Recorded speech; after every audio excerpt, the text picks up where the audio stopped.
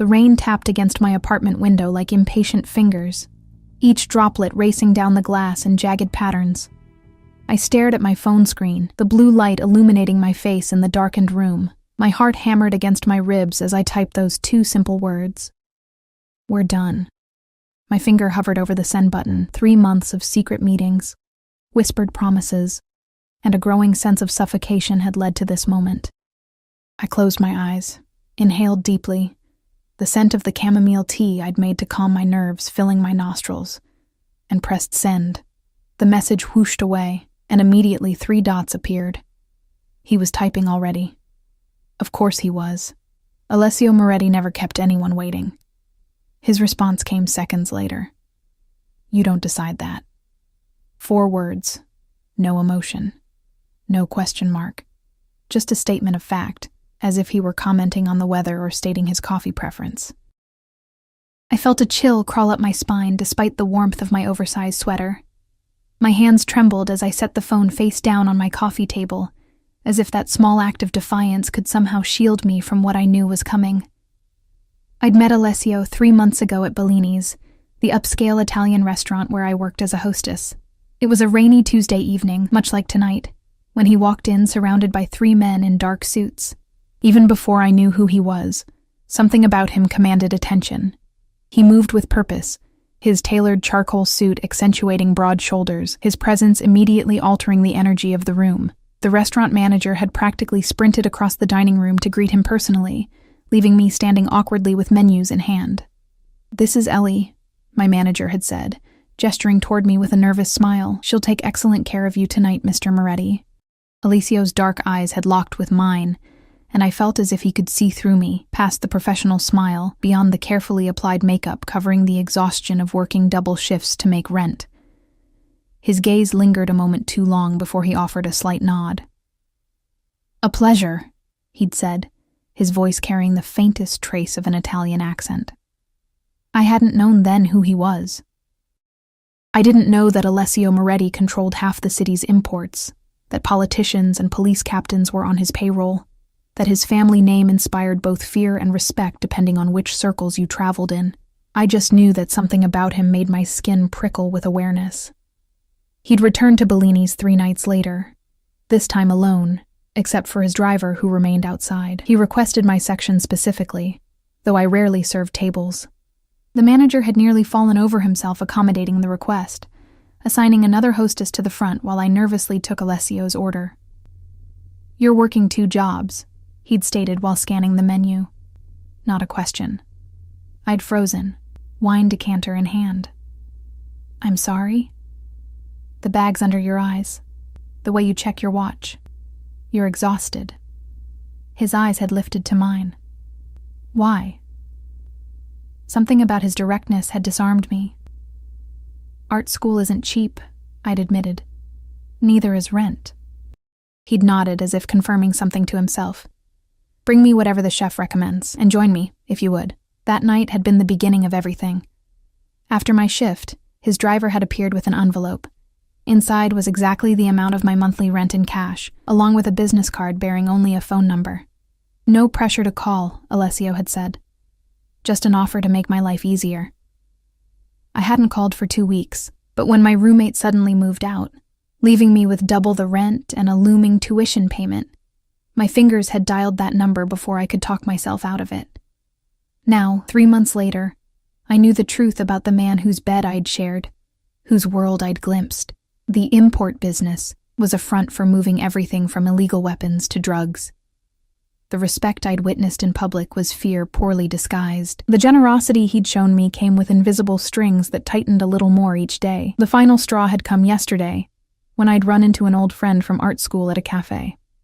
Michael had hugged me hello, and we'd chatted for all of 5 minutes before I noticed one of Alessio's men watching from a corner table, phone in hand. 3 hours later, Alessio had called, asking pointed questions about my friend, as if I'd committed some terrible betrayal. You're having me followed, I'd whispered in disbelief. I'm keeping you safe, he'd corrected, his tone gentle but leaving no room for argument. That's when I knew I had to end it. The phone on my coffee table buzzed, pulling me back to the present. Another message. I'm coming over. We'll discuss this in person. My heart rate doubled. I grabbed the phone, typing frantically.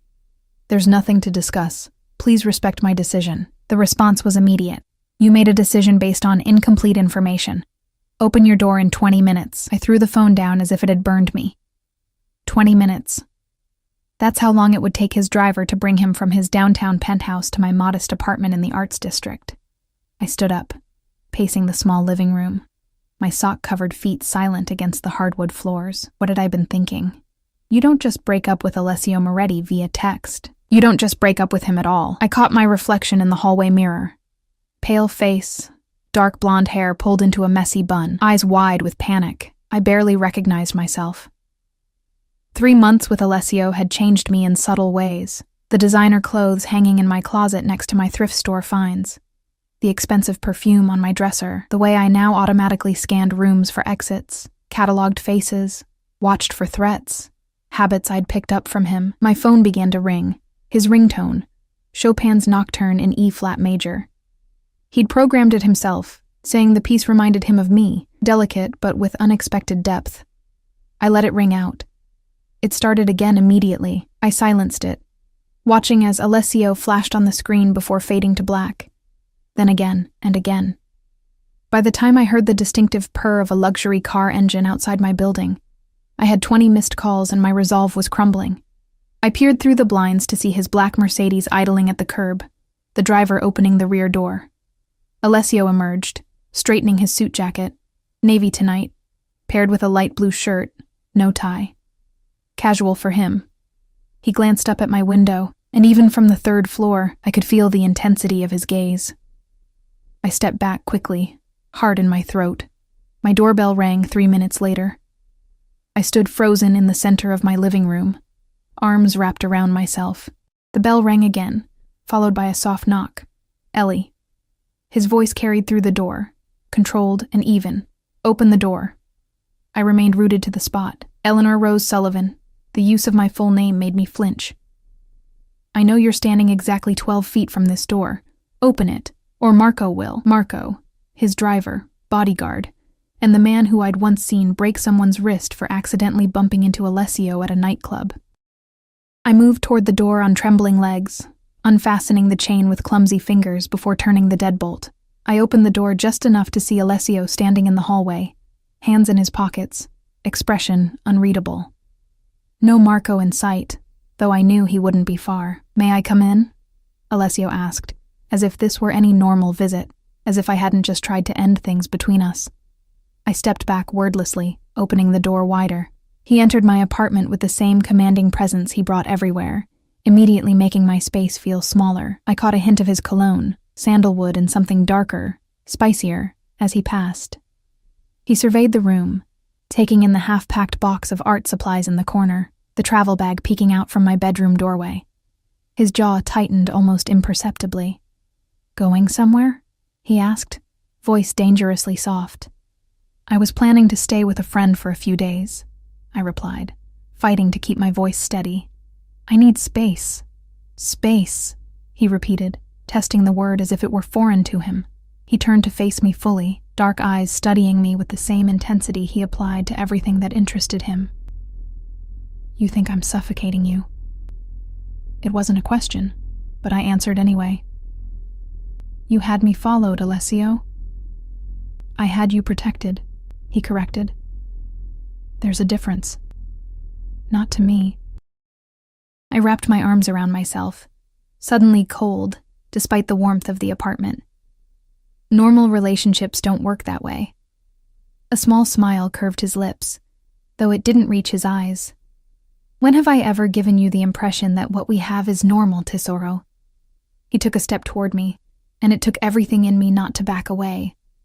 I needed to stand my ground, to be strong. Just this once. You don't own me, I said quietly, looking directly into his eyes. Something darkened in his expression. A flash of something possessive and primal before his features smoothed once more. No, he asked, reaching out to tuck a stray lock of hair behind my ear. His fingers lingered against my cheek. Then why does it feel like you've carved out a place inside me that belongs only to you? Why does the thought of you walking away feel like someone is cutting out a vital organ? His words hit me like a physical blow. This was the danger of Alessio Moretti.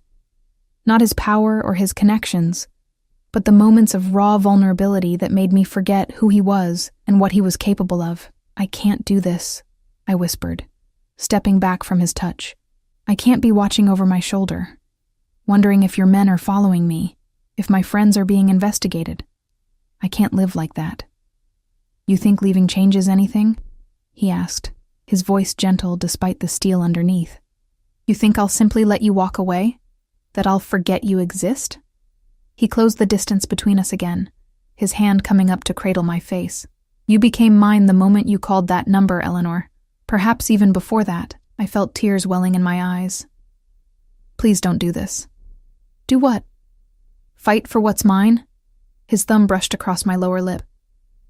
You knew who I was, what I am. You came to me with open eyes. I didn't know everything, I countered, my voice barely audible. No, he agreed, something like regret flashing across his features. Not everything. The silence between us stretched, filled only by the sound of rain against the windows and my own uneven breathing. Alessio's hand dropped from my face, but his eyes never left mine. Dark, intense, searching for something I wasn't sure I wanted him to find. Sit down, he said finally, gesturing to my small couch. Please, he added, the word sounding foreign on his lips. I hesitated, then perched on the edge of the sofa, hands clasped tightly in my lap to hide their trembling. Alessio didn't sit beside me as I expected. Instead, he moved to the window, looking out at the rain-slicked street below, his back to me. The streetlight caught his profile, highlighting the sharp angle of his jaw, the slight tension in his shoulders beneath his perfectly tailored jacket. Do you know what happened today? He asked, still facing the window. Before I received your message? I shook my head before realizing he couldn't see me. No, I said quietly. The Donovan family tried to move into the East Harbor. He spoke conversationally, as if discussing a minor business inconvenience rather than what I knew was a territorial challenge from a rival organization. 3 of my men were hospitalized. 1 might not make it. A chill ran through me. This was the reality of his world. Violence hovering just beneath the surface of his carefully controlled exterior. A world I'd glimpsed, but never fully comprehended. I'm sorry, I said. Because what else could I say? But what does that have to do with us? With following me? He turned then, his expression grave. Everything is connected, Eleanor. The moment people realized you were important to me, you became a target. A weakness they could exploit. I never asked to be part of this, I whispered, and yet, here we are. He crossed the room in 3 long strides, sinking down beside me on the couch. His proximity sent electricity skittering across my skin despite my determination to remain unmoved. When I saw you with that man today. His name is Michael, I interrupted. He's an old friend from art school, nothing more. That isn't the point. Alessio's voice remained calm, but I caught the dangerous undercurrent. The point is that anyone close to you becomes a potential threat. To you, to me, to everything I've built. So I'm supposed to have no friends, no life outside of you? The words came out sharper than I intended. Months of growing frustration finally finding release. That's not protection, Alessio. That's a prison. Something flashed in his eyes, hurt, perhaps, before hardening into resolve. You think I enjoy this? Knowing that my enemies would not hesitate to hurt you to get to me? He ran a hand through his dark hair, a rare gesture of agitation.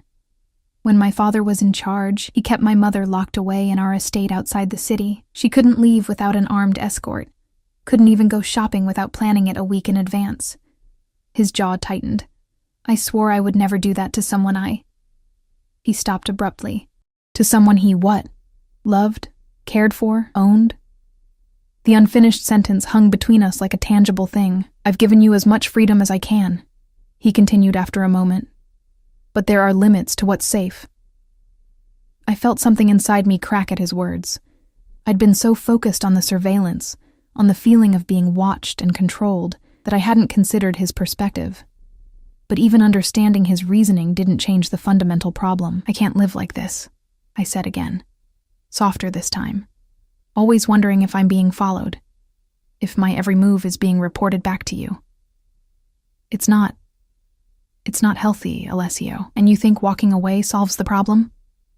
He leaned closer, his scent enveloping me, expensive cologne and something uniquely him. You think the Donovans wouldn't use you against me even if we're no longer together? As long as I care about you, Eleanor, you're at risk. The implication stunned me into silence. Unless he stopped caring altogether, I would never truly be free. The realization settled over me like a heavy blanket, suffocating and inescapable. Alessio must have read the thought on my face because his expression softened marginally. He reached for my hand, his warm fingers enveloping mine. I didn't come here to frighten you, Tesoro. I came because what we have is worth fighting for, worth protecting. Even if it means controlling every aspect of my life, I asked, pulling my hand away. He sighed, a sound so weary it momentarily stripped away the powerful facade, revealing the man beneath. I've made mistakes in how I've handled this. I should have been more transparent about the security measures. It was as close to an admission of wrongdoing as I'd ever heard from him. Alessio Moretti didn't apologize. He fixed problems, eliminated obstacles, moved forward with unwavering certainty. Yet here he was, offering something that almost resembled remorse. I don't know what to do, I admitted, my voice small. I feel like I'm drowning, Alessio. His eyes searched mine, then let me help you breathe. Before I could respond, my phone buzzed on the coffee table. We both glanced at it. A text from Michael, asking if I wanted to meet for coffee tomorrow to discuss the alumni exhibition. Alessio's expression darkened instantly, the momentary vulnerability vanishing behind a mask of cold calculation. He reached for the phone, but I was faster, snatching it away. Don't, I warned, clutching the phone to my chest. This is exactly what I'm talking about. You can't control who I talk to, who I see. This isn't about control, he said, his voice deceptively quiet. It's about information. What do you really know about your friend Michael? When did you last see him before today? I frowned. What does that matter? He's been in Paris for a graduate program. He just got back last week. And he immediately sought you out. Alessio stood, pacing the small confines of my living room like a caged predator. Did it not strike you as odd that after months away, he happened to be at the same cafe, at the exact moment you were there? A cold sensation spread through my chest. What are you saying? I'm saying that coincidences make me suspicious. He stopped pacing, fixing me with an intense stare, especially when they involve someone I care about. 2 days after we learn the Donovans are making moves against us. Michael isn't... I trailed off, the absurdity of the accusation warring with the seed of doubt Alessio had planted. Michael had seemed genuinely surprised to see me, hadn't he? But he had asked a lot of questions about my life, my new apartment, whether I was seeing anyone. You don't know that, Alessio said softly, but I intend to find out. No. I stood, facing him directly. You are not investigating my friends. That's exactly why I said we're done, Alessio. This needs to stop. He moved toward me with predatory grace, backing me against the wall without ever touching me. Nothing stops until I know you're safe, he said, his voice low and intense. Nothing. The heat of his body so close to mine sent conflicting signals through my system. Danger and desire, fear and familiarity. This close, I could see the tiny scar at his temple. The result of a childhood accident he'd told me about on one of our rare, quiet evenings together. I could see the flecks of amber in his dark eyes, the slight stubble darkening his jaw. Details that humanized the monster everyone else saw. Why me? I whispered. The question that had haunted me from the beginning finally escaping. Out of everyone you could have chosen. Why me? Something vulnerable flickered across his face. Because you looked at me and saw a man, not a reputation. Because when you smile, it reaches your eyes. Because when I'm with you, the noise in my head quiets. His hand came up to cup my cheek, thumb brushing along my cheekbone. Because from the moment I saw you, I knew you were meant to be mine. The possessive declaration should have repelled me. Instead, It sent a traitorous warmth spiraling through me. 3 months of his attention, his protection, his intensity, had rewired something fundamental in me. "I need to know something," I said, fighting to maintain clarity despite his proximity. "The security, the surveillance. Would it ever stop?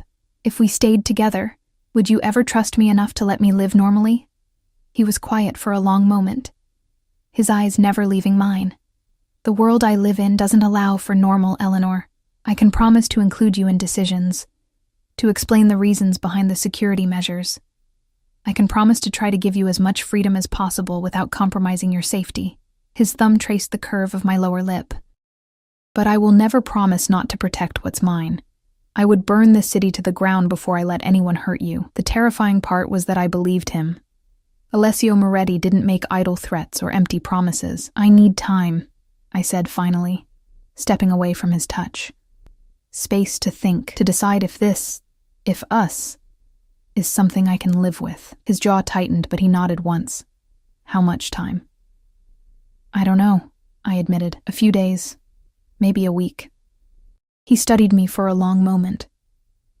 3 days, he countered, as if negotiating a business deal. "Stay in your apartment where my men can watch the building. Don't contact this Michael or anyone else you're not absolutely certain about." He held up a hand when I started to protest. "Those are my conditions, Eleanor.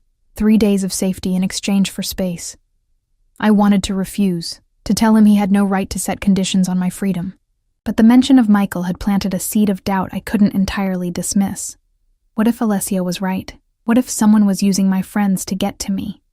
To get to him? "Fine," I agreed reluctantly. 3 days. No contact with anyone suspicious, but your men stay outside the building, not in the hallway, not watching through windows. A slight smile curved his lips. "You've gotten better at negotiating." "I've had to," I replied, holding his gaze. He inclined his head in acknowledgement. 3 days. I'll have groceries delivered tomorrow. Anything you need." He reached into his pocket and pulled out a sleek black phone. "Take this. It connects directly to me and Marco. Use it if anything feels wrong, anything at all." I hesitated, then took the phone, setting it on the side table. "I won't need it. Humor me." His expression was deadly serious. "Please, that word again, please," so rarely used by a man accustomed to giving orders and having them obeyed without question. He moved toward the door, then paused, turning back to face me. In 3 strides he was before me again, one hand sliding into my hair, tilting my face up to his. 3 days, he murmured, his breath warm against my lips, and then "You're mine again." Before I could respond, his mouth claimed mine in a kiss that was equal parts possession and plea, branding me with the heat of his desire, the intensity of his need. I told myself to resist, to pull away, to maintain the distance I'd been so desperate to create. Instead, my hands clutched at his shoulders, my body arching into his as if it had a will of its own. When he finally broke the kiss, we were both breathing hard. He rested his forehead against mine for a brief moment. "Remember this," he whispered. "Remember how it feels when we're together. Remember that no one else will ever make you feel this way." Then he was gone, the door closing quietly behind him, leaving me alone with swollen lips, shaking hands, and a mind in turmoil. I sank down onto the couch, my fingers unconsciously touching my lips where I could still feel the pressure of his kiss. The phone he'd given me sat on the side table, sleek and black and ominous. 3 days to decide the course of my life.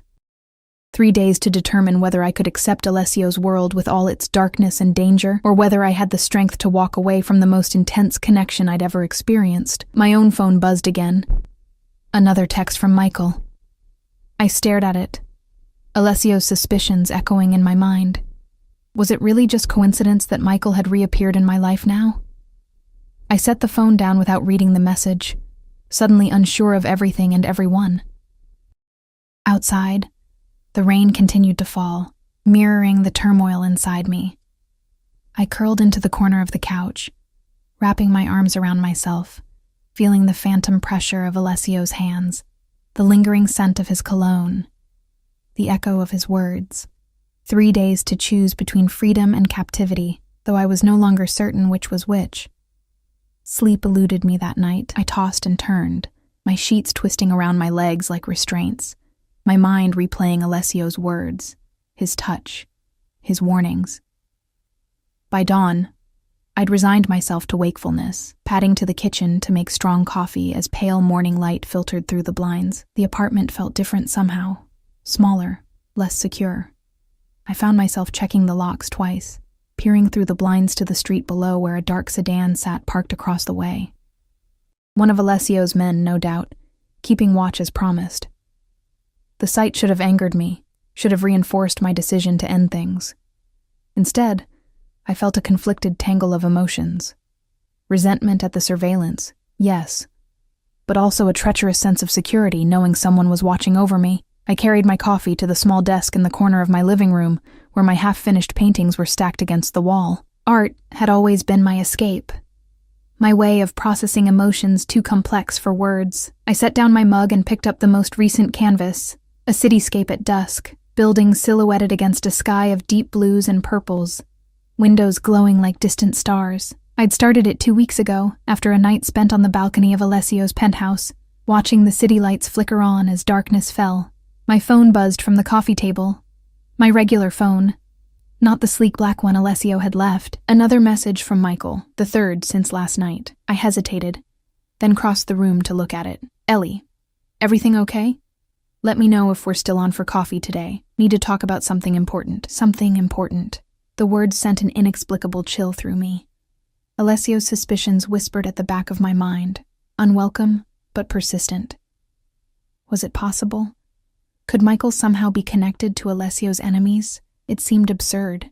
Michael was an artist, passionate about installation art and multimedia experiences, not the type to get involved with organized crime. We'd spent countless hours in studios together, shared cheap wine and cheaper takeout, complained about professors, and critiqued each other's work. He'd never shown any interest in my personal life beyond casual friendship. Until yesterday. Until he'd asked pointed questions about where I was living now, whether I was seeing anyone, how I could suddenly afford tuition without working 2 jobs. I set the phone down without responding, unease coiling in my stomach. Turning back to my painting, I tried to lose myself in the work, but my hands wouldn't cooperate. Every brushstroke felt wrong, every color choice questionable. After an hour of frustration, I set the palette down and walked away. The delivery Alessio promised arrived mid-morning, enough groceries to last a week, not just 3 days.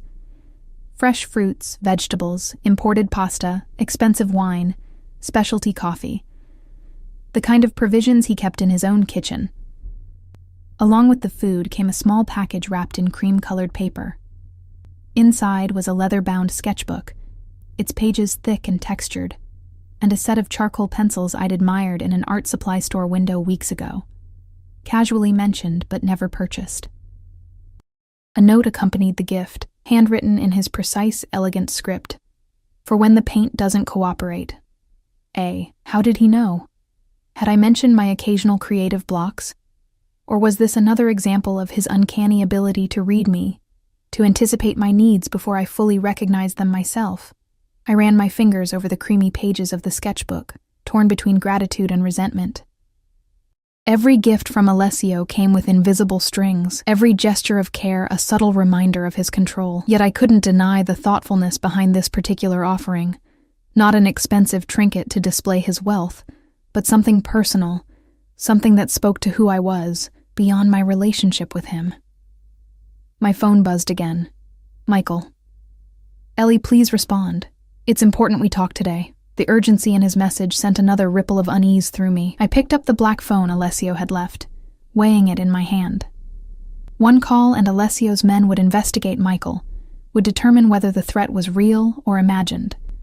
One call and I would be yielding to Alessio's world once more, accepting his protection and all that came with it. Instead, I set both phones down and reached for the new sketchbook. If I couldn't paint, perhaps I could draw. Perhaps I could find clarity in the smooth glide of charcoal across paper. Hours passed as I lost myself in the rhythm of creation, the apartment growing dim around me as afternoon faded into evening. I'd filled nearly a dozen pages with shadowy cityscapes, abstract patterns, and, most telling, dark eyes that stared out from the paper with an intensity that was unmistakably Alessio's. A sharp knock at my door jolted me from my creative trance. I froze, charcoal suspended above the page. It couldn't be Alessio. He would have called first, would have given me the 3 days he'd promised.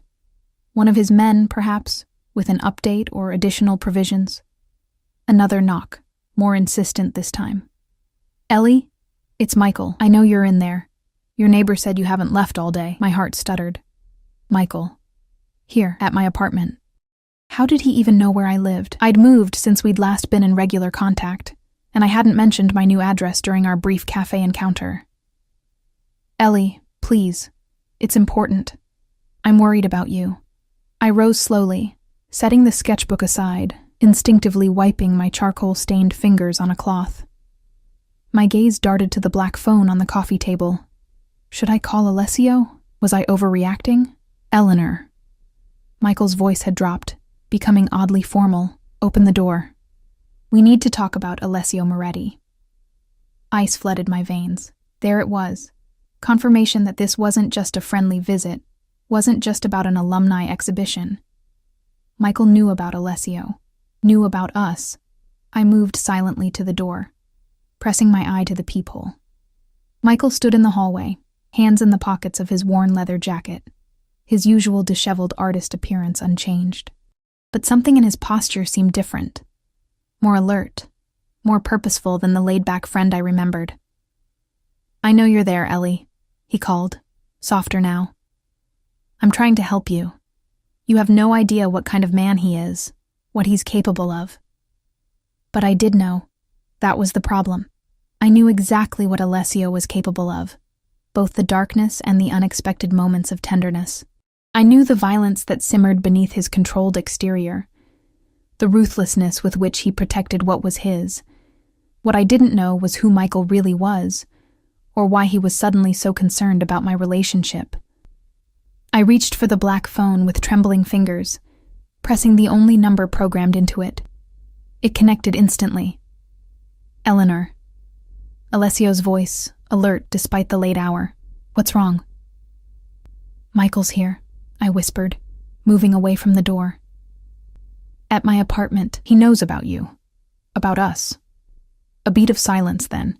"Don't open the door. Marco is 2 minutes away. Stay on the line." Another knock, harder this time. "Eleanor, please. I'm with the FBI. We've been building a case against Moretti for months. You could be in danger." FBI.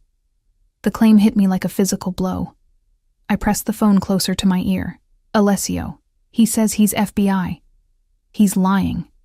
Alessio's voice was cold, controlled. "The FBI has no active investigation into my legitimate businesses. This is the Donovans, Eleanor, using your friend to get to you, to get to me." "How can you be sure?" I asked, my voice barely audible. "Because I own half the FBI field office in this city," he replied matter-of-factly. "If there were an investigation, I would know." The casual admission of corruption should have horrified me. Instead, it merely confirmed what I'd already suspected about the extent of Alessio's influence. "Eleanor, listen to me." Michael's voice again, urgent through the door. "Whatever he's told you, it's not the whole truth. He's dangerous. People who cross him disappear." I knew that too. Had seen glimpses of the ruthlessness behind Alessio's carefully maintained facade. Had heard whispered conversations cut short when I entered rooms. Seen the deference tinged with fear in the eyes of those who worked for him. "Marco is pulling up now," Alessio said in my ear. "Stay away from the door, Tesoro." A moment later, I heard heavy footsteps in the hallway, followed by Michael's startled exclamation and the sound of a brief scuffle. Then silence. "It's clear," came Marco's deep voice through the door. "Ms. Sullivan, please open up." I hesitated, then moved to unlock the door, keeping the phone pressed to my ear. "Alessio?" "It's safe," he confirmed. "Let Marco bring you to me." I opened the door to find Marco standing alone in the hallway, his imposing frame blocking my view of whatever had happened to Michael. The bodyguard's expression was impassive as always, but I noticed a fresh scrape across his knuckles. "Where is he?" I asked, my voice shaking. "Being taken care of," Marco replied, his tone revealing nothing. "Mr. Moretti wants you brought to the penthouse immediately." The penthouse. Alessio's fortress in the sky, with its bullet-resistant windows, private elevator, and security system that would put most government buildings to shame. Once there, I would be completely in his world, under his protection and his control. "I need to pack some things," I said, stalling. Marco nodded once. 5 minutes. I returned to the apartment, moving on autopilot as I gathered clothes, toiletries, my sketchbook. The phone was still connected to Alessio's line. "Are you there?" I asked softly. "Always," came his immediate response. "You did the right thing calling me, Eleanor." "What's going to happen to Michael?" A pause.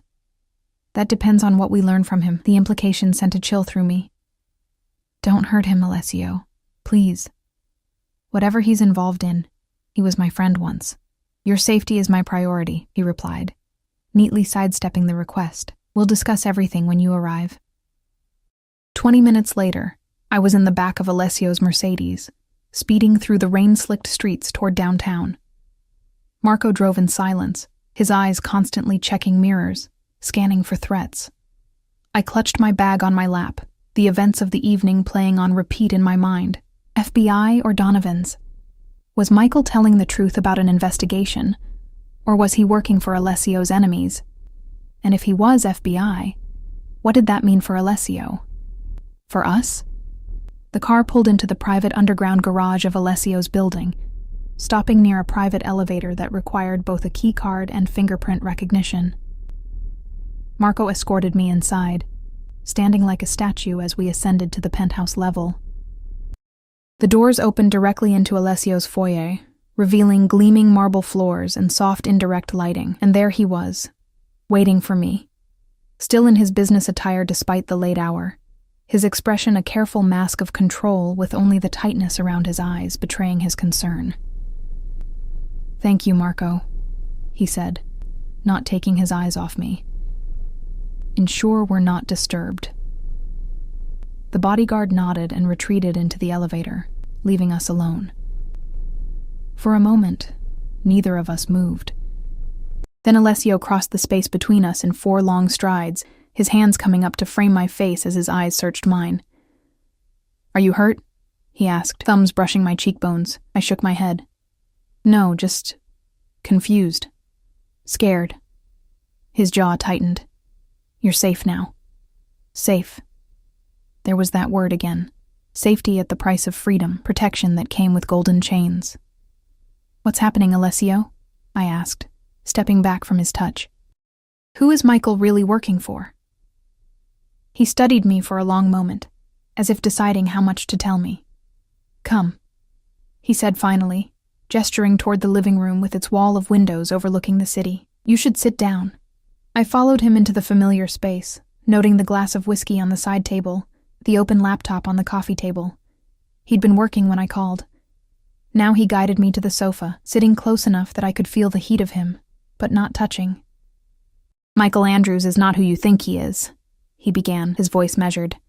"He never went to Paris. He's been in federal custody for the past 6 months, cooperating with an investigation into the Donovan family." My breath caught. "He's really FBI?" "No." Alessio's eyes were hard. "He's a confidential informant, a former associate of the Donovans who got caught moving product across state lines. He made a deal to avoid prison."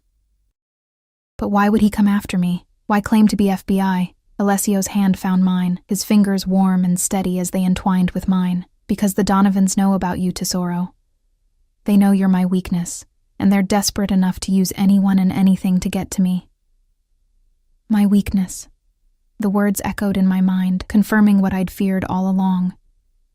That my connection to Alessio had made me a target, had put me in danger simply by association. "What will happen to him?" I asked again, unable to keep the tremor from my voice. Alessio's thumb traced circles on the back of my hand, his touch incongruously gentle given the subject matter. "He'll be questioned. Once we confirm his connection to the Donovans, he'll be discouraged from pursuing this particular avenue." "Discouraged," I repeated, the euphemism hanging heavy between us. "I won't lie to you, Eleanor. Not anymore." His dark eyes held mine, unflinching. "There are aspects of my business that aren't beautiful, decisions I make that would disturb you. But everything I do is to protect what's mine. My family, my territory. His hand tightened on mine. You. The raw honesty in his voice stripped away my defenses. This was Alessio without the mask, without the careful control he maintained for the rest of the world. This was the man only I got to see. I was going to leave, I whispered, the admission spilling from me before I could stop it. Before Michael showed up, I'd already decided I couldn't live in your world, couldn't handle the surveillance, the control, the constant fear. Pain flashed across his features, quickly suppressed. And now? I looked down at our joined hands, at how small mine looked enveloped in his. Now I don't know what to think. If Michael was working for your enemies, if they targeted me deliberately. I trailed off, the implications too frightening to voice. Then I was right to have you protected, he finished softly. Right to be cautious about who gets close to you. I couldn't argue with his logic, couldn't deny that his security measures, the very ones I'd been fleeing, might have saved me from a trap. The realization was bitter on my tongue. What happens now? I asked, finally meeting his gaze again. Alessio studied me, his expression softening. Now you stay here, where I can keep you safe, where no one can reach you without going through me first. For how long? As long as necessary. He reached out, tucking a strand of hair behind my ear. As long as it takes to eliminate the threat. Eliminate. Another euphemism for violence I didn't want to contemplate. And then what? I pressed. Do I go back to my apartment, back to being followed and watched? Back to wondering if every friend, every acquaintance might have ulterior motives for talking to me? A muscle ticked in his jaw. What would you have me do, Eleanor? Pretend there's no danger? Pretend that loving me doesn't come with consequences? Loving me. He'd never used that word before. It hung in the air between us, changing everything and nothing at the same time. I don't know, I admitted, exhaustion suddenly washing over me. I don't know what the answer is. He must have seen the fatigue in my face because his expression softened. It's late. You should rest. We can continue this discussion tomorrow, when you've had time to process everything. Rest. As if sleep were possible with Michael's fate uncertain, with the revelation that Alessio's enemies knew about me, with the word love echoing in my mind. But I nodded anyway, allowing Alessio to lead me to his bedroom with its massive bed and silk sheets that felt like water against the skin. He left me to change into the nightclothes I'd hastily packed, returning moments later in just his trousers, chest bare in the dim light. Stay, I found myself saying as he turned to leave. Please. He hesitated, then nodded, sliding into bed beside me. After a moment's hesitation, I moved into his arms, resting my head against his chest where I could hear the steady rhythm of his heartbeat. His arms came around me, strong and secure, one hand stroking gently through my hair. I will always protect you, he murmured against the top of my head. Even from myself, if necessary. Remember that, Eleanor. I closed my eyes, letting his warmth envelop me, letting the familiar scent of his skin ease my racing thoughts. In that moment, cradled against Alessio Moretti's chest, I felt safer than I had in days, and more trapped than ever before. Morning arrived with golden light filtering through Alessio's floor-to-ceiling windows. For a moment, I lay disoriented, the silk sheets unfamiliar against my skin, before remembering everything, my attempt to end things with Alessio, Michael's appearance at my door, the revelations that followed. I reached across the massive bed to find Alessio's side empty, the sheets cool to the touch. He'd been gone for some time. I sat up slowly, running a hand through my tangled hair, as I took in the familiar surroundings of his bedroom. The sleek minimalist furniture, the abstract painting on the far wall, commissioned from an artist I admired, installed the week after I'd first mentioned liking his work. The doors leading to a walk-in closet where several of my outfits already hung, brought here over the course of our 3-month relationship. Evidence of Alessio's meticulous planning, his silent assumption that I would eventually become a permanent fixture in his life. What had once seemed presumptuous now felt almost prophetic. I slipped from the bed, wrapping myself in the cashmere robe he kept for me before padding barefoot to the adjoining bathroom. The marble was cool beneath my feet as I went through the motions of my morning routine, using the toiletries that had appeared in his bathroom cabinet after our 3rd night together, my preferred brands, my specific products, more evidence of Alessio's attention to detail, his determination to seamlessly incorporate me into his world. Freshly showered, I returned to the bedroom to find clothes laid out on the bed, a soft gray sweater and black jeans I'd left here weeks ago, along with underwear and socks. My own clothing, but selected by Alessio, or one of his staff. Another small reminder of his control, his orchestration of even the most mundane aspects of life. Still, I dressed in the provided outfit, needing the comfort of familiar clothes after the upheaval of the past 24 hours. Then I made my way toward the kitchen, following the scent of coffee and the low murmur of voices. I paused in the hallway when I realized Alessio wasn't alone. Marco stood near the kitchen island, his massive frame tense as he spoke in hushed tones. Alessio leaned against the counter, dressed impeccably in a charcoal suit despite the early hour, a cup of espresso cradled in one hand. "Confirmed the Donovan connection," Marco was saying. "Phone records show calls to Vincent Donovan's personal line as recently as yesterday morning." "And the FBI angle?" Alessio asked, his voice controlled. "A fabrication, as you suspected. Andrews has no connection to any federal agency. He was approached by Vincent's brother 3 weeks ago, offered substantial payment to get close to Ms. Sullivan." My heart clenched at the confirmation of Alessio's suspicions. Michael had lied, had been paid to get close to me, to use our former friendship as a way to infiltrate Alessio's world, to get to me.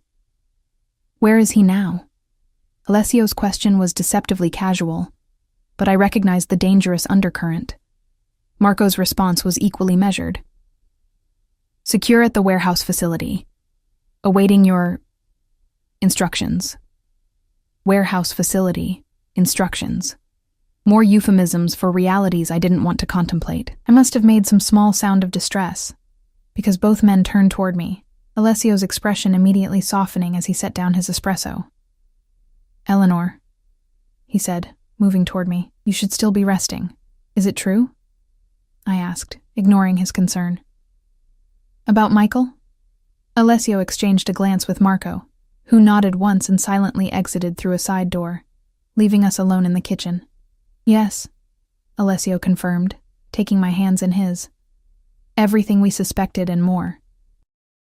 He was specifically targeted by the Donovans because of your past connection. They've been watching you for weeks, planning the approach. Weeks." The word echoed in my mind. "So when you had me followed, I was protecting you from a very real threat." He squeezed my hands gently, one we now need to address permanently. The implication in his words sent a chill through me. "What are you going to do to him?" Alessio's dark eyes studied me. "What would you have me do, Eleanor? Release him so he can report back to the Donovans? So they can try again, perhaps with someone else from your past?" "You could just warn him off," I suggested, knowing even as I said it how naive it sounded. A small, sad smile curved Alessio's lips. "This isn't a movie, Tesoro. Men like Michael, men who betray their friends for money, don't simply walk away when threatened, and the Donovans won't stop until they've exploited any weakness they can find." "Any weakness," I repeated softly. "Me. You mean me?" He cupped my face in his hands, his touch gentle despite the hardness in his eyes. "You are not a weakness, Eleanor. You are what I fight for, what I would kill for." He paused, his gaze intensifying. "What I would die for." The declaration hung in the air between us, both romantic and terrifying in its implications. This was the reality of loving Alessio Moretti. Passion intertwined with danger, tenderness shadowed by violence. "I can't be responsible for what happens to Michael," I whispered, tears pricking at my eyes. "I can't have that on my conscience." Alessio studied me for a long moment, his thumb brushing away a tear that had escaped down my cheek. "What if there was another way? A solution that neutralizes the threat without the outcome you fear?" Hope flickered within me. "What kind of solution?" "Information is power, Eleanor. The Donovans used your friend to get to you, but we can turn that connection back on them." His voice was calm, reasonable. "Michael knows who contacted him, what they planned, what information they wanted. With the right persuasion, he can become our asset instead of theirs." "You mean torture him until he agrees to spy for you instead?"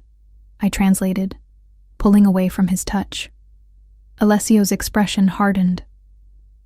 I mean, offer him a choice between a painful death at the hands of the Donovans when they discover his failure, or a lucrative arrangement with me that keeps him breathing and financially secure.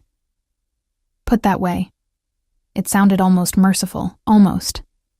And if he refuses, then I will honor your wish not to have his blood on your hands, Alessio replied carefully. He will be released far from the city with enough resources to disappear. What happens to him after that will be his choice, not mine. It was more than I had expected, this concession. A small victory in a battle I wasn't sure I wanted to fight anymore. Thank you, I said quietly. Alessio inclined his head in acknowledgement, then guided me to one of the high stools at the kitchen island. You should eat something. I had the chef prepare breakfast before he left. Of course he had.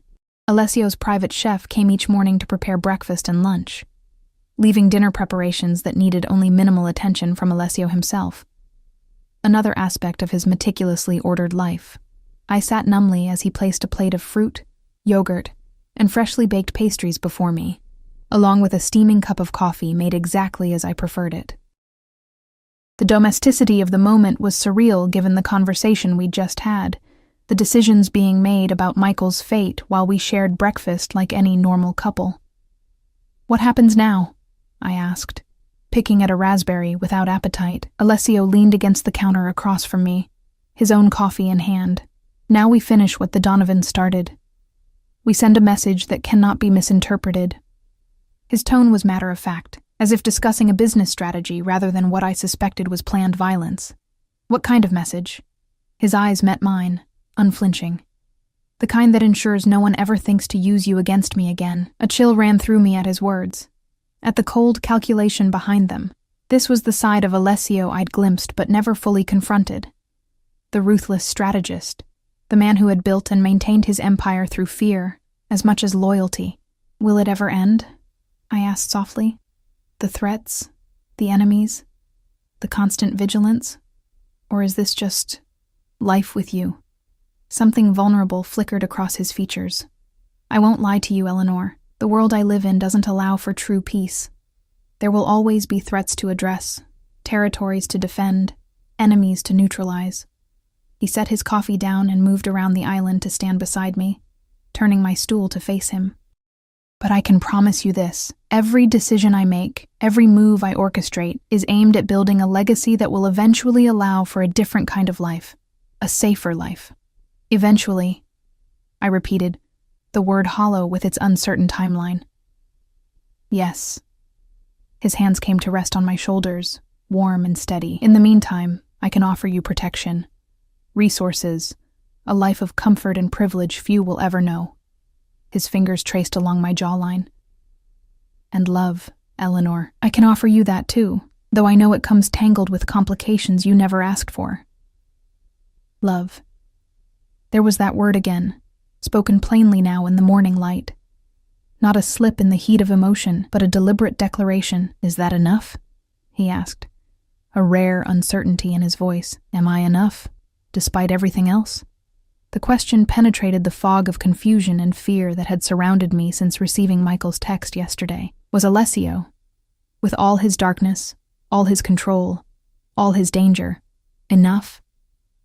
Could I accept the protection that felt like a cage, the passion that bordered on possession, the love that demanded complete surrender? Before I could answer, Alessio's phone rang, a specific tone I'd come to recognize as his business line. His expression hardened as he checked the screen. I need to take this, he said, already moving toward his home office. We'll continue our conversation later. I nodded, watching him stride away, back straight, shoulders set, transforming before my eyes from the man who'd just declared his love into the formidable Alessio Moretti that the rest of the world knew and feared. Left alone in the kitchen, I pushed my barely touched breakfast away and moved to the wall of windows overlooking the city. From this height, everything looked small, manageable, distant. Cars moved like toys along the streets, people like ants on the sidewalks, all of them oblivious to the decisions being made in this penthouse, decisions that could alter or end lives. My phone, my regular phone, not Alessio's secure one, chimed from the bedroom where I'd left it in my bag. I retrieved it to find a message from an unknown number. Eleanor, It's Michael. They're letting me contact you once. Whatever Moretti's told you, he's worse than you know. The FBI really is building a case. Get out while you can. Delete this message. My hands shook as I stared at the screen. Michael had access to a phone? Was this a trick orchestrated by Alessio to test my loyalty? Or was Michael telling the truth after all? I heard Alessio's voice from his office, the tone sharp with authority as he issued instructions to someone on the other end of the line. The familiar sound grounded me, reminded me of who he was, what he was capable of. Marco had confirmed Michael's connection to the Donovans.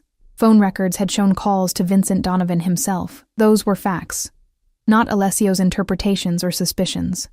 And yet, I moved silently to the doorway of Alessio's office, watching as he paced before the windows, phone to his ear. I want the shipment secured by tonight, he was saying. Double the usual security. The Donovans will be looking to retaliate after we send our message. My presence must have registered because he turned, his eyes finding mine. Something in my expression must have alerted him because he immediately ended the call. What's wrong? He asked, crossing to me in 3 long strides. I held out my phone, showing him Michael's message. His expression darkened as he read it, jaw tightening, eyes narrowing. Clever, he said finally, voice dangerously soft. Using your compassion against you. Your tendency to see the best in people, even when they've betrayed you. Is he wrong? I asked, needing to hear Alessio's answer.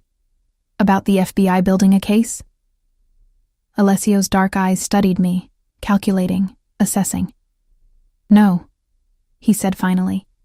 He's not entirely wrong about that. The admission stunned me. I said there was no active investigation into my legitimate businesses. He corrected. That was true. What I didn't mention was the ongoing attempt to build a RICO case against several organizations in the city, including mine. His expression remained unreadable. It's a cyclical process, Eleanor. Every few years, an ambitious prosecutor or agent tries to make a name for themselves by targeting families like mine. They rarely succeed.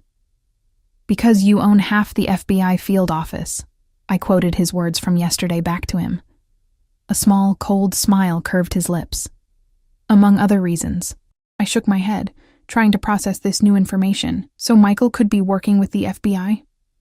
No. Alessio's voice was firm. That part is a lie. His connection to the Donovans is confirmed, indisputable. What he's doing now is trying to drive a wedge between us, to make you doubt me, to get you to leave the safety of my protection. He took my phone from my hand, his movements deliberate, which is exactly what the Donovans want. I don't know what to believe anymore, I admitted, suddenly exhausted by the layers of deception, the competing narratives, the uncertainty of where truth ended and manipulation began. Alessio's expression softened as he set my phone aside and took both my hands in his. Believe this, he said quietly. Everything I've done, the security, the surveillance, even keeping certain truths from you, has been to protect you. Not just your physical safety, but your peace of mind. By lying to me, I challenged, though without much heat. By shielding you from realities you shouldn't have to face. His thumbs traced circles on my palms. I wanted to keep the darkness of my world from touching you for as long as possible. The irony of his statement wasn't lost on me. The darkness had already touched me, had seeped into every aspect of my life from the moment I'd accepted that first envelope of cash. Perhaps even before that, from the first time his eyes had met mine across the restaurant. I need to see him, I said suddenly, the decision crystallizing in my mind. Michael, I need to look him in the eye when he tells me these things. Alessio's expression hardened. Absolutely not. I need to know, Alessio. I need to judge for myself. It's too dangerous. Not if you're there, I interrupted. Not if Marco's there. Not in your warehouse facility with your men everywhere. I squeezed his hands. Please. I need this. He studied me for a long moment, his dark eyes unreadable. You don't trust my word, he said finally, a statement rather than a question. I trust that you believe what you're telling me, I replied carefully. But I also know you would lie to protect me, that you might withhold information you think would upset me. A muscle ticked in his jaw, but he didn't deny it. And if I arrange this meeting, if you hear whatever story he's concocted, then I'll make my decision, I said simply. About Michael, about the FBI, about us. I met his gaze steadily. You said last night that you would protect me even from yourself if necessary. Prove it, Alessio. Give me the truth, all of it, and let me decide what I can live with. Something like respect flickered in his eyes, followed by resignation. Very well, he said finally. I'll arrange it for this afternoon. But you will follow my instructions exactly. No deviations, no impulsive decisions. My men will be present at all times. Agreed, I said, relief flooding through me at this small victory. Alessio's hand came up to cup my cheek, his touch gentle despite the intensity in his eyes. You should know, Tesoro, that regardless of what you hear today, regardless of what decision you make about us, you will remain under my protection. That is non-negotiable. The declaration should have felt like a threat. Instead, it washed over me with the certainty of a vow, a promise more binding than any wedding oath. Whether I chose to stay with Alessio or walk away, I would never truly be free of his presence in my life, his watchful eye, his protective shadow. The realization should have terrified me. Perhaps it did, on some level. But mixed with the fear was something else. A sense of security I'd never known before. A certainty that no matter what happened, I would never face the world's dangers alone again. I understand, I said quietly. He nodded once, then leaned forward to press his lips to my forehead, the gesture tender, despite the tension thrumming through him.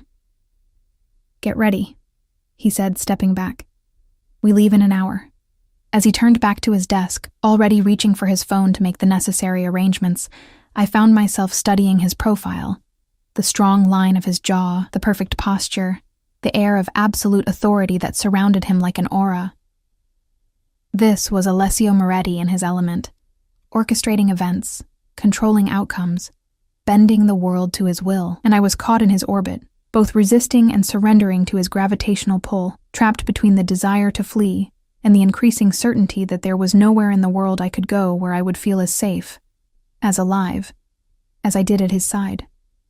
For better or worse, Alessio had become my North Star, my frame of reference, my definition of both danger and security. Whatever I learned today from Michael, whatever decision I made about our future, that fundamental truth would remain unchanged. I turned away from the sight of him at his desk, moving back toward the bedroom to prepare for whatever revelations the afternoon might bring. Each step felt weighted with significance, as if I were walking not just through Alessio's penthouse, but toward a new understanding of who I was and what I could accept in the name of love. Because that's what it was, I realized with startling clarity. Love, complicated, dangerous, possessive, but love nonetheless. The question wasn't whether Alessio loved me, or even whether I loved him. The question was whether love alone was enough to justify the life that came with it. By afternoon, I would have my answer. The warehouse district loomed gray and industrial against the afternoon sky, a maze of concrete structures and chain-link fences far from the gleaming downtown towers where Alessio typically conducted business. Marco drove in silence, navigating the unmarked roads with practiced ease while Alessio sat beside me in the back of the Mercedes, his hand covering mine in a gesture both possessive and reassuring. I hadn't spoken much during the drive, my mind racing with questions, with doubts, with the weight of the decision that lay before me. Alessio had respected my silence, offering neither platitudes nor pressures, simply the steady presence of his hand on mine. The car finally slowed before what appeared to be an abandoned loading facility, its windows blacked out, its exterior deliberately nondescript. Two men in dark suits appeared from nowhere as Marco pulled to a stop, moving into position as Alessio's door was opened. "Stay close to me," Alessio murmured as he helped me from the car, his hand immediately finding the small of my back. "Remember what we discussed?" I nodded, recalling his precise instructions. Stay within arm's reach at all times. Speak only to Michael. Ask whatever questions I needed answered, but reveal nothing of my own thoughts or feelings. Simple rules designed to protect me while allowing the confrontation I'd requested. We entered the building through a heavy metal door, passing through a security checkpoint where 2 more of Alessio's men stood guard. The interior was surprisingly modern compared to the decaying exterior. Polished concrete floors, bright LED lighting, a series of offices with glass walls that had been deliberately frosted to obscure their contents. Alessio guided me through a maze of corridors until we reached a room at the far end of the building. Another of his men stood outside, nodding respectfully as we approached. "Is he ready?" Alessio asked, his voice betraying none of the tension I could feel in his body. "Yes, sir, as you instructed."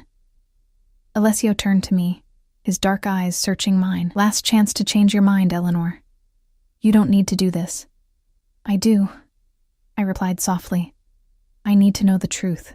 Something like resignation flickered across his features before his expression smoothed into the impassive mask he presented to the world. He nodded to the guard, who unlocked the door and stepped aside.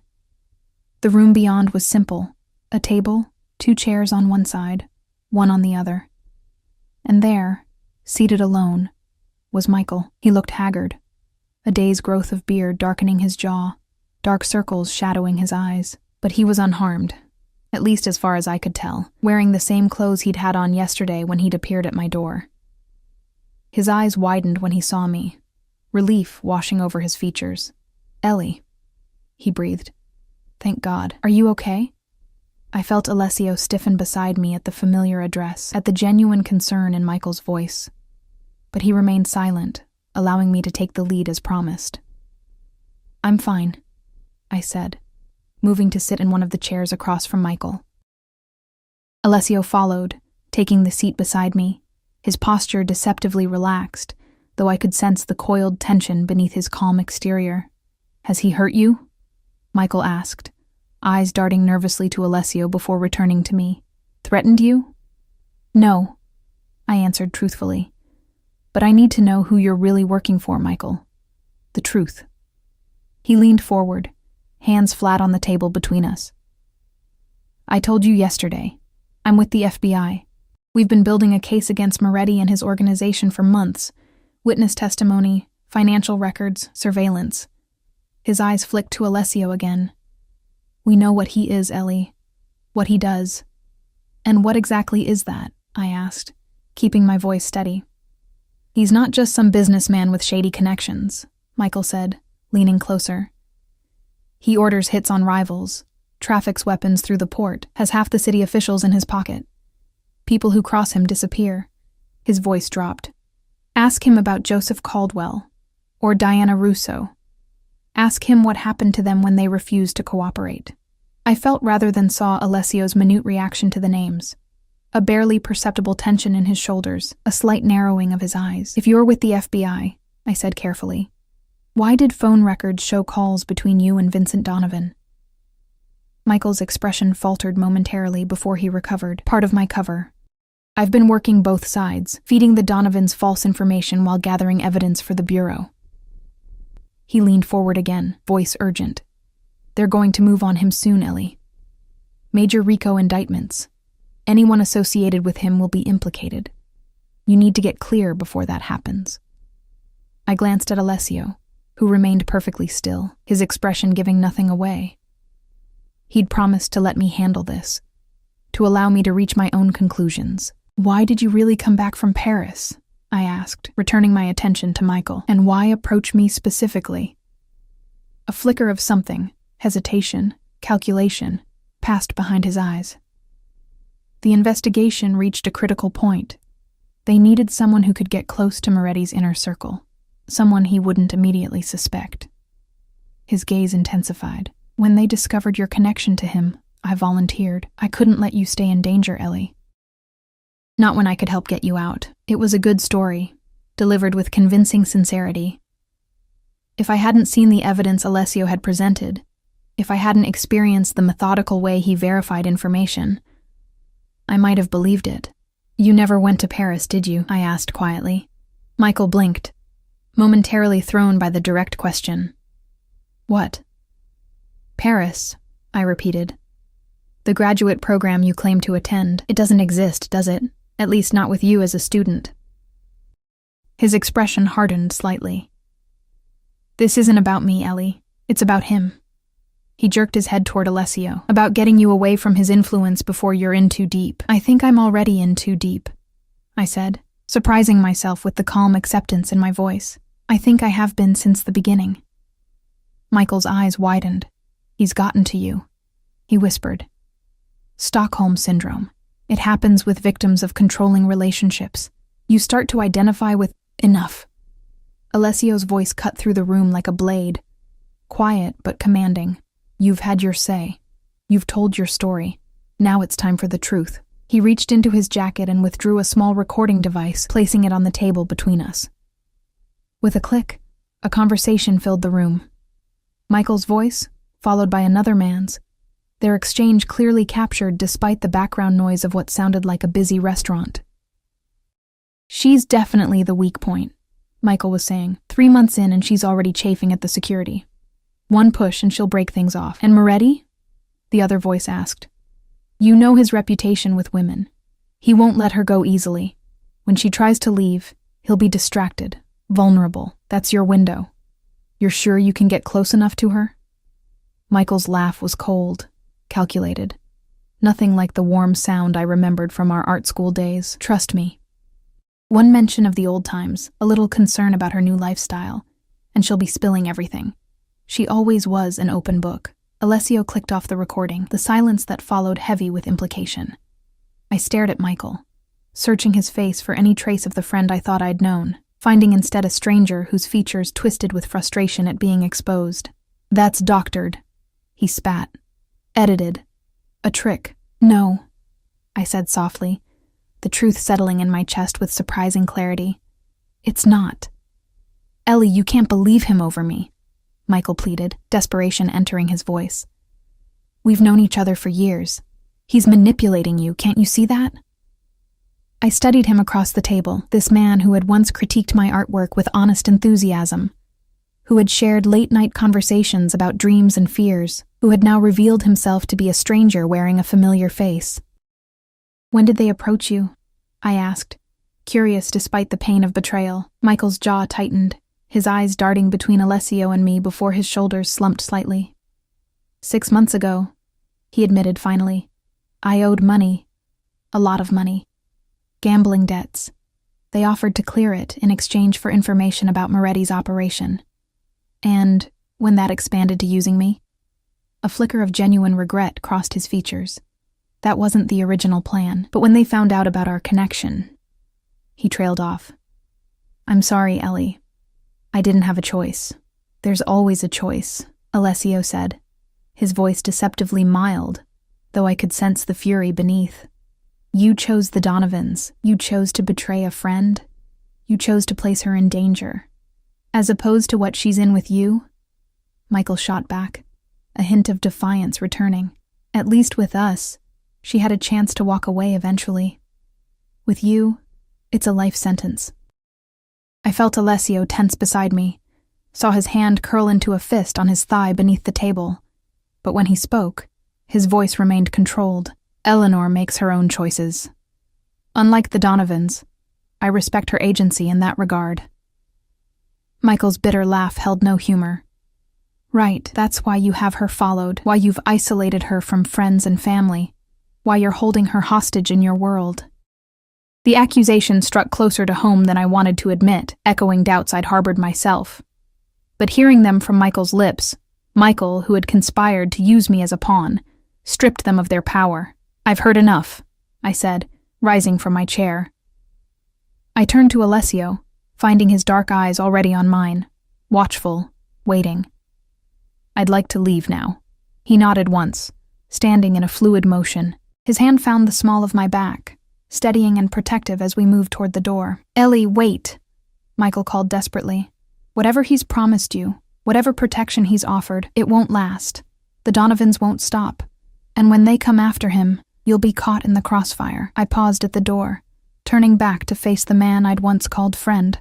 What will happen to him? I asked Alessio softly. His expression remained impassive. As we discussed, he'll be given resources to disappear. What he does with that opportunity is his choice. Relief mingled with something like gratitude as I nodded, acknowledging Alessio's adherence to our agreement, despite what we'd learned. Goodbye, Michael, I said, meeting his desperate gaze one last time. I hope you use your second chance wisely. We left him there, surrounded by the consequences of his choices, his betrayal, his miscalculation. In the corridor outside, Alessio drew me against him, his arms encircling me in a protective embrace, as I finally allowed the emotions of the confrontation to wash over me. You knew, I murmured against his chest. You knew what he would say, what excuses he would make. I know how men like him think, Alessio replied, his voice rumbling beneath my ear. How they operate, how they justify their actions. His hand stroked gently along my spine. Are you all right? I pulled back slightly to look up at him. I don't know, I answered honestly. I just found out someone I trusted for years was willing to use me as a pawn in a power struggle between criminal organizations. That's going to take some processing. A shadow of guilt crossed his features. A struggle you're only involved in because of me, he said quietly. Because I brought you into my world. No, I corrected, surprising myself with the conviction in my voice. Because I chose to enter it, because I called that number, because I accepted what you offered, knowing, or at least suspecting, what it might mean. His eyes searched mine, looking for doubt, for hesitation. And now? Knowing everything you know, seeing the reality of the dangers, the enemies, the complications that come with being mine. What do you choose now, Eleanor? It was the question that had haunted me since I'd texted those 2 words. We're done. What felt like a lifetime ago. The question I'd been avoiding even as events had pulled me deeper into Alessio's world, his protection, his possession. I choose, I began, then paused, gathering my thoughts, my courage. I choose to stay, not because I'm trapped, not because I have no other options, but because despite everything, the control, the danger, the darkness, there's something between us worth fighting for.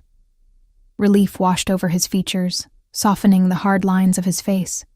You understand what that means? He asked, his hands coming up to frame my face. The life we'll have together won't be normal. There will always be threats, always be precautions. I know, I said simply. But there will also be this. I placed my hand over his heart, feeling its strong, steady beat beneath my palm. The man beneath the reputation, the tenderness behind the control, the love behind the possession. His eyes darkened at my words. Love, he repeated, testing the word as if it were unfamiliar on his tongue. Yes, that's what this is, isn't it? This need to protect you, to keep you safe, to burn the world if necessary to ensure no harm comes to you. His thumb traced the curve of my lower lip. I've never said those words to anyone before. You don't have to say them now, I assured him. I can feel them in everything you do. But Alessio Moretti had never been a man to leave important matters unspoken. His gaze intensified as he leaned closer. I love you, Eleanor Sullivan.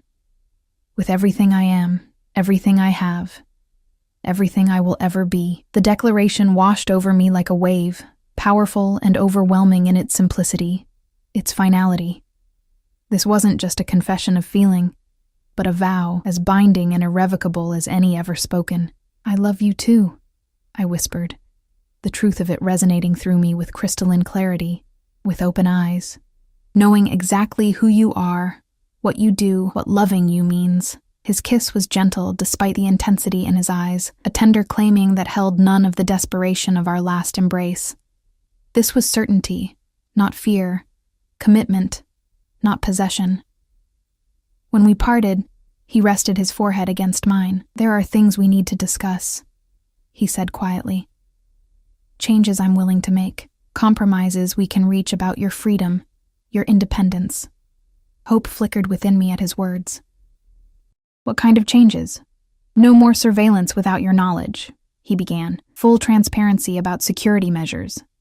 You'll have direct access to the head of my security team, the ability to question or object to any arrangement that makes you uncomfortable. His eyes held mine. I can't promise no protection, Eleanor, but I can promise partnership in how that protection is implemented. It wasn't perfect freedom. It wasn't a normal life, but it was a concession I hadn't expected. a willingness to adapt that spoke volumes about his respect for my autonomy, my concerns. "I can work with that," I said, offering a small smile. "There's more," he continued, expression serious. "The Donovans need to be dealt with permanently, not just because of their attempt to use you, but because as long as they exist, they'll continue to be a threat." He paused, gauging my reaction. "That means decisive action."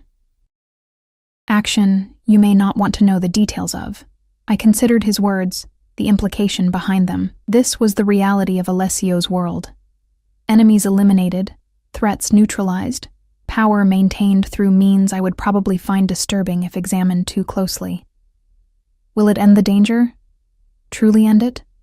I asked. "Nothing ends all danger," he answered honestly, "but it will eliminate the most immediate threat. Send a message that will discourage others for some time." I nodded slowly. "Then do what you need to do, but you're right. I don't want the details." He studied me for a long moment, as if memorizing my features, my expression. "And after," he said finally, "perhaps we could take some time away.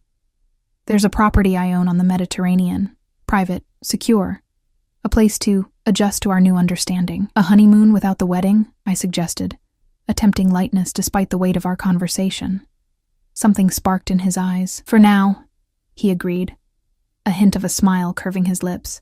"Though I have every intention of making you mine in every way possible, Eleanor. In time." The possessiveness in his tone should have alarmed me. Instead, it sent warmth spiraling through me, a sense of belonging I'd never experienced before meeting him. "In time," I echoed, making no promises but closing no doors. He nodded once. Decision made. "Then let's go home. There are arrangements to be made, plans to set in motion." His hand found mine, fingers intertwining with natural ease. A future to secure. As we walked back through the maze of corridors, Alessio's presence solid and certain beside me, I reflected on the journey that had brought us to this point. From that first meeting at Bellini's to this moment of clarity in an anonymous warehouse, from uncertainty to commitment, from fear to acceptance. I had texted Alessio Moretti, "We're done," believing I could walk away from the intensity, the danger, the possession his love represented. He had replied, "You don't decide that," certain of his claim on me, on us, on our future together. In the end, we had both been wrong.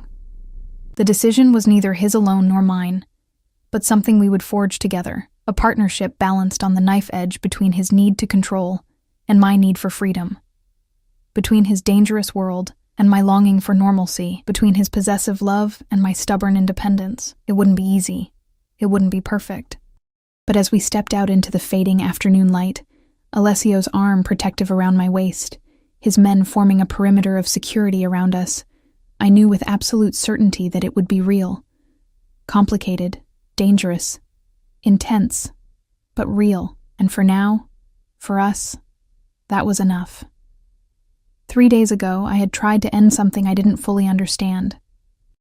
Today, I was choosing to begin something with open eyes, clear mind, and a heart that recognized its home in the most unexpected of places, beside a man the world feared, but whom I had come to love. As Alessio helped me into the waiting car, his touch gentle despite the power in his hands, I caught a glimpse of his expression. Possessive. Yes, but also tender, reverent, as if he couldn't quite believe I had chosen him, chosen this life, chosen us. "You're sure?" he asked quietly as the car pulled away. One last chance to change my mind. I reached for his hand, linking my fingers with his in answer. "I'm sure." His smile, rare, genuine, transforming his features from dangerous to devastatingly handsome, was confirmation that whatever challenges lay ahead, whatever compromises would be required, whatever darkness we might face, we would face it together. Not captor and captive, not predator and prey, but partners in a love that defied conventional boundaries, traditional definitions, normal expectations. A love as dangerous and beautiful as the man beside me. A love I had finally, fully, chosen to embrace.